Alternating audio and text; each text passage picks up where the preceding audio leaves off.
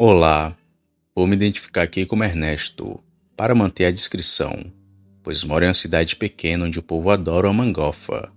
Tenho 41 anos e tive bons estudos e boa educação, mas eu gostava mesmo era das matas. Meus pais diziam que puxei meu falecido avô, o qual não cheguei a conhecer.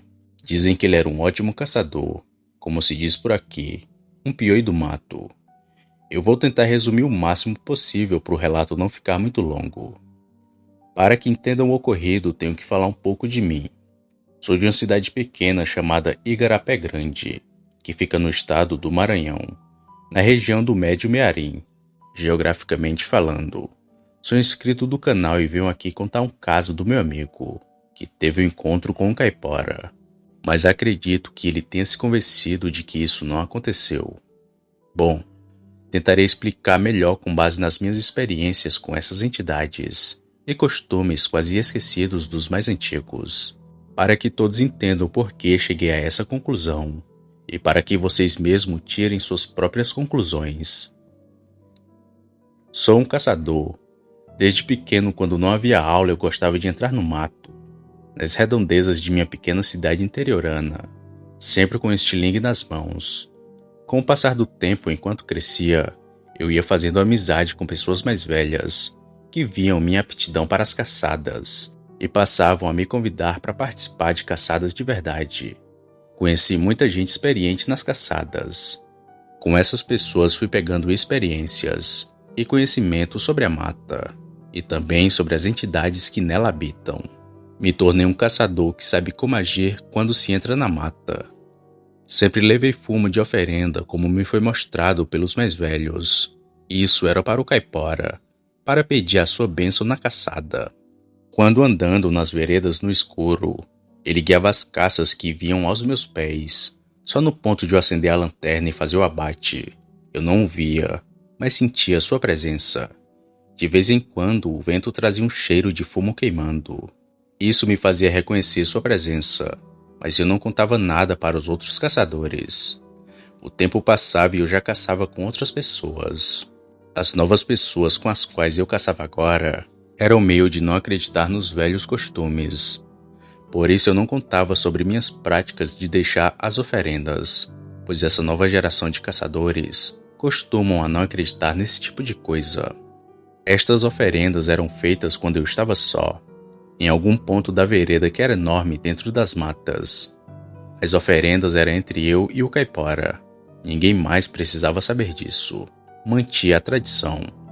Respeitosamente eu colocava o fumo ali, enrolado em uma folha de papel, em um local que eu achava ideal para servir como altar, que era dentro de um tronco oco de árvore, um cupizeiro de barro abandonado, me certificando que estava fora do campo de visão de qualquer outra pessoa que passasse por ali.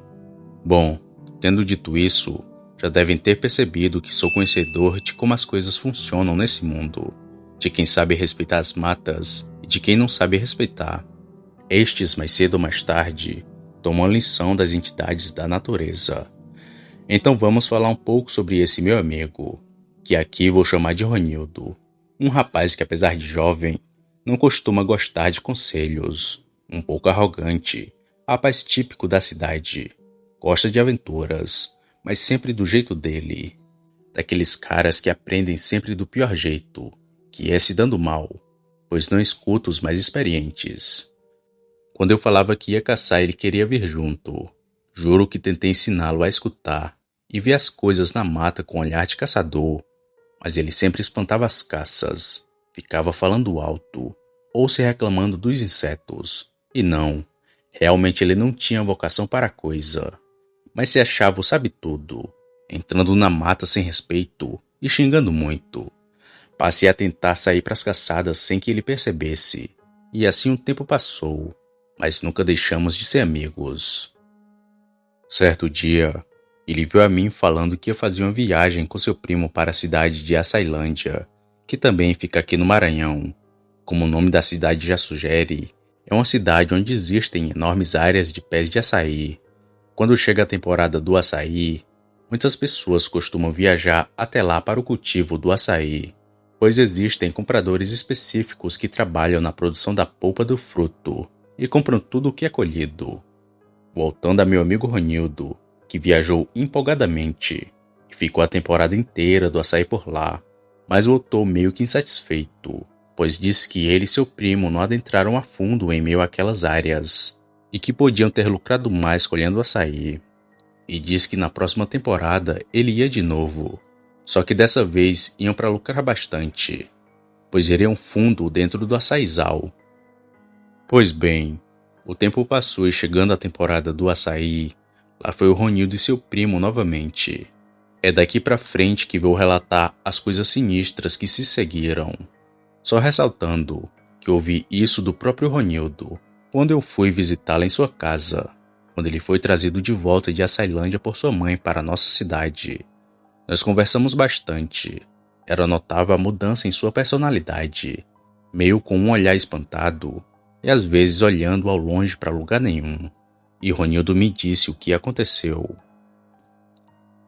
Ele me falou que ao chegar em Açailândia, eles se prepararam para adentrar a floresta de Açaizal, e assim o fizeram.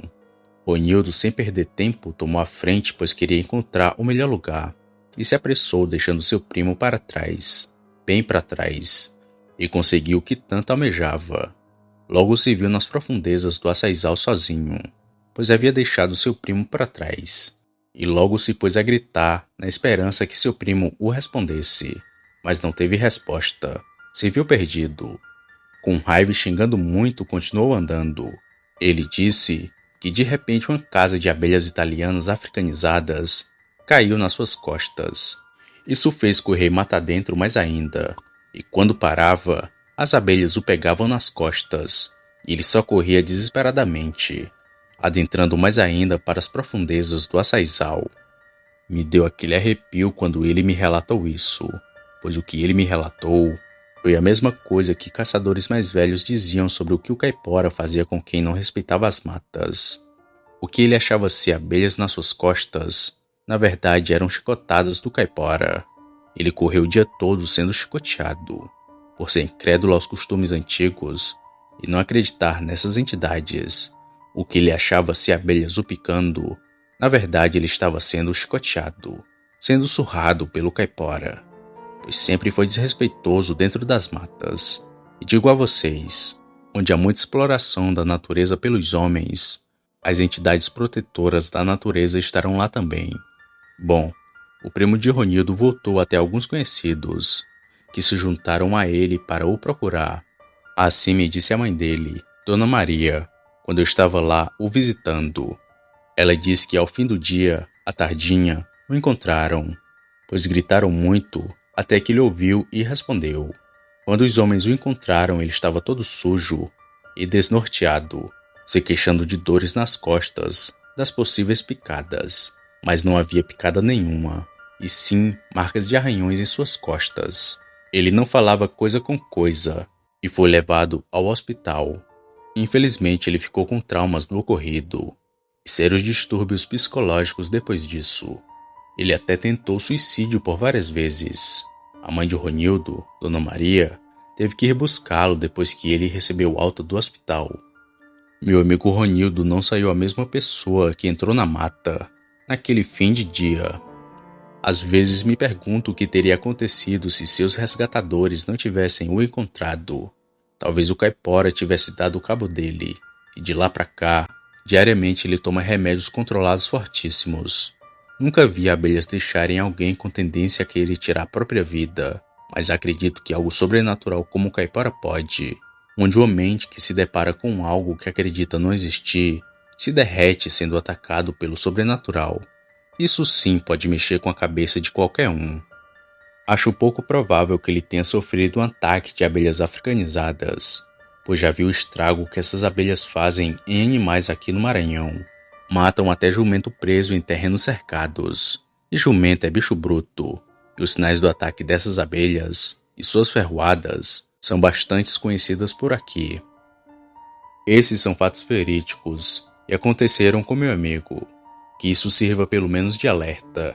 Tenham respeito ao entrarem nas matas. Elas têm donos e habitantes que estão lá há muito antes de nós seres humanos. Obrigado por contar esse relato. Boa noite.